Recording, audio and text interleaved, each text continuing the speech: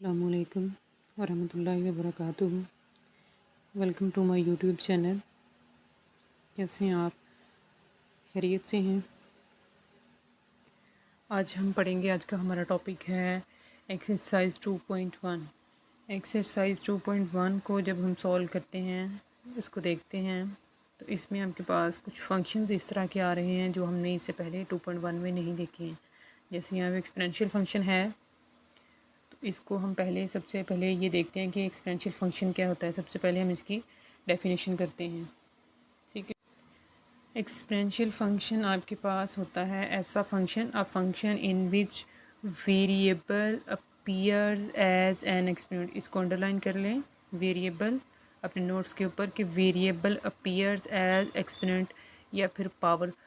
Variable अगर आपके पास किसी भी फंक्शन की पावर में आ जाए, किसी कांस्टेंट की पावर में आ जाए, किसी फंक्शन की पावर में आ जाए या नेगेटिव पावर के साथ आ जाए, तो आप उसको कहेंगे एक्सपोनेंशियल फंक्शन। ऐसा फंक्शन जिसमें आपके पास वेरिएबल पावर बन जाए तो उसको आप कहते हैं एक्सपोनेंशियल फंक्शन।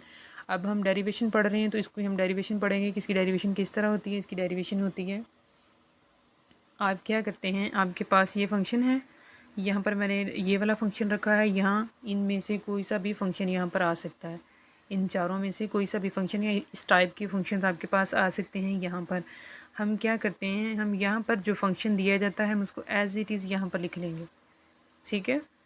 उसके बाद जिस तरह हम साइन एक्स की इंटीग्रेशन करते थे, विदाउट ऑपरेटर एंगल का डेरिवेटिव लेते थे, यहाँ पर हम विदाउट एक्सपोनेंशियल जो भी फंक्शन आपके पास दिया जाएगा विदाउट ऑपरेटर, ये जो वेरिएबल होगा पावर में आया हुआ, ठीक है, एक्सपोनेंट जो होगा आपके पास, आप उसका डेरिवेटिव यहाँ पर लेंगे, ठीक है।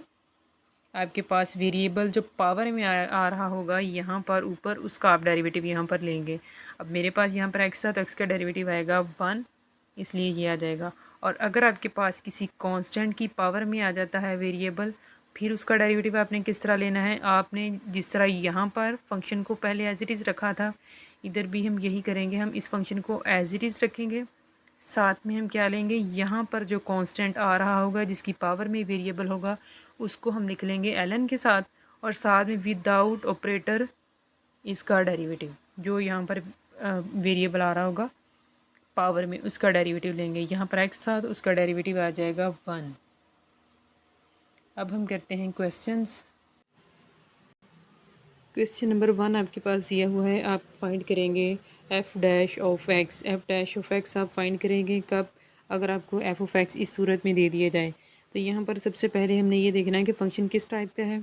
यहाँ पर फंक्शन आपके पास है, दो फंक्शंस की प्रोडक्ट में दिया हुआ है। एक फंक्शन ये है और दूसरा आपके पास ये फंक्शन है, ठीक है। तो हम सबसे पहले इसके ऊपर लगाएंगे प्रोडक्ट रूल।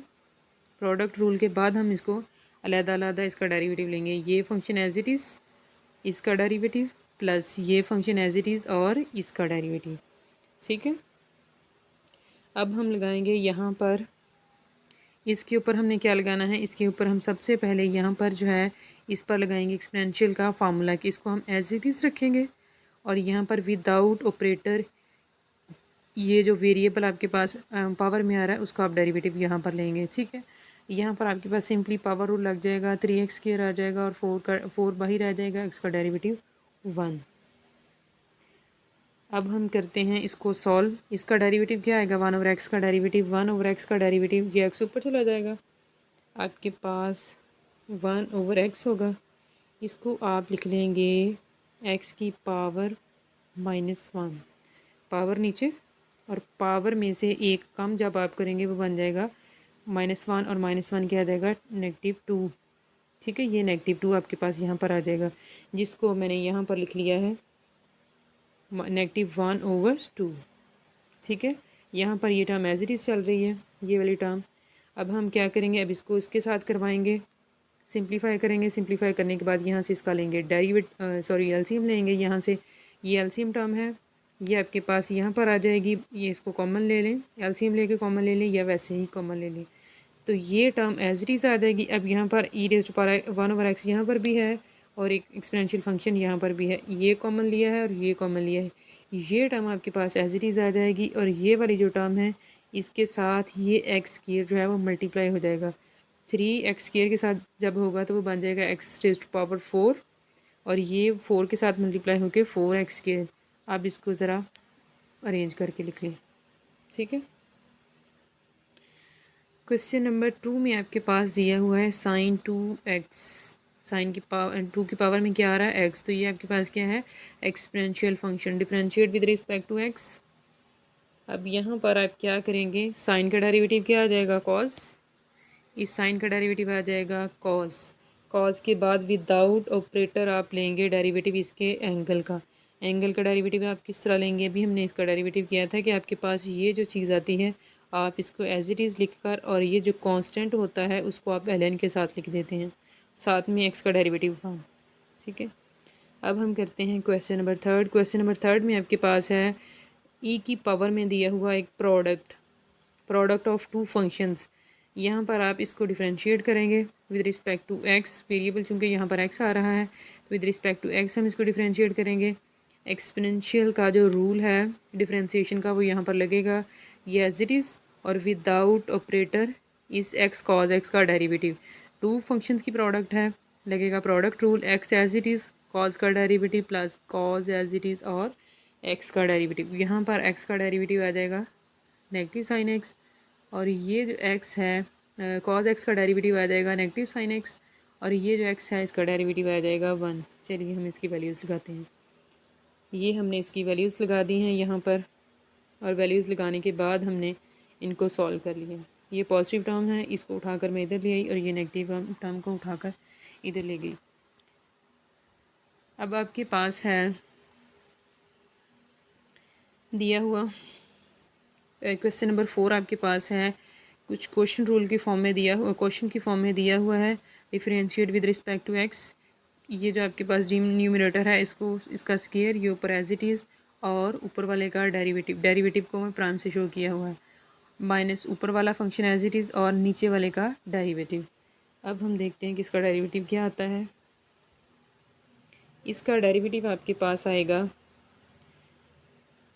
यहाँ पर देखें ज़रा, एक बार पीछे देख लेते हैं। इसका डेरिवेटिव जब लेंगे तो ये एज इट इज़, एक्स का डेरिवेटिव 1 प्लस ये टर्म एज इट इज़, और ऊपर नेगेटिव एक्स जो है इसका डेरिवेटिव क्या आएगा, -1। इसलिए आपके पास ये टर्म बन जाएगी ये वाली, एक्स e⁻x माइनस e⁻x।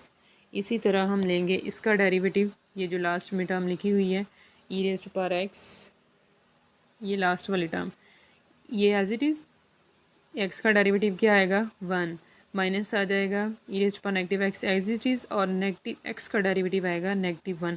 वो -1 और ये आपस में क्या होंगे, मल्टीप्लाई होकर आपको दे देंगे, पॉजिटिव कर देंगे, इसलिए यहाँ पर आ गया है पॉजिटिव ये वाला। अब हम इनको करवाएंगे मल्टीप्लाई, पहले इसके साथ, इस टर्म को इसके साथ, फिर इसको इसके साथ, ठीक है। तो ये आ जाएगा आपके पास। फिर हम क्या करेंगे, फिर हम इस टर्म को करवाएंगे इसके साथ, और फिर इसके साथ। इसी तरह यही बिहेवियर हम इन दोनों के साथ करेंगे, इनको मल्टीप्लाई करवा लेंगे।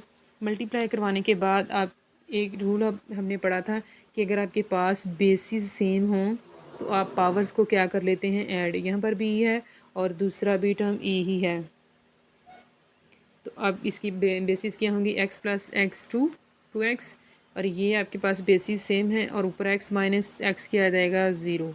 यही बिहेवियर यहाँ पर किया है, ये तमाम टर्म्स के साथ यही सलूक हमने किया है, ठीक है। नीचे आपके पास वो टर्म वैसे ही चल रही है। किसी भी चीज़ की पावर 0 जो होती है उसको 1 बना देती है, चाहे जितनी बड़ी मर्जी वैल्यू हो, उसकी जब पावर आप 0 कर देते हैं तो उसकी वैल्यू 1 बना देता है वो 0। तो यहाँ पर भी 1 आ जाएगा, इसकी जगह पर भी, यहाँ पर भी 1 और यहाँ पर भी 1। अब इनको ज़रा सिंप्लीफाई कर लीजिएगा।